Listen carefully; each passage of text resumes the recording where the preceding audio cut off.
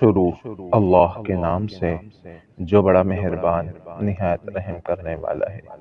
آج کی حدیث حضرت مقداد رضی اللہ عنہ سے مروی ہے کہ انہوں نے رسول اللہ صلی اللہ علیہ وسلم کو یہ فرماتے ہوئے سنا، زمین کے اوپر کوئی گھر، خواہ وہ مٹی کا ہو یا خیمے کا، ایسا باقی نہ رہے گا جس میں اللہ تعالی اسلام کے کلمے کو معزز کی عزت کے ساتھ اور ذلیل کی رسوائی کے ساتھ داخل نہ کرے۔ چنانچہ جو لوگ اس کلمے کو بخوشی اور صدق کے دل سے قبول کر لیں، ان کو اللہ تعالی معزز اور مفخر بنائے گا اور اس کلمے کا اہل قرار دے گا، اور جو لوگ بخوشی قبول نہیں کریں گے، ان کو اللہ تعالی ذلیل کرے گا اور وہ لوگ اس کلمے کے مطیع و فرمانبردار ہونے پر مجبور ہوں گے، بہین طور پر کہ وہ جزیہ ادا کریں گے، یہی اسلامی ریاست میں رہ سکیں گے۔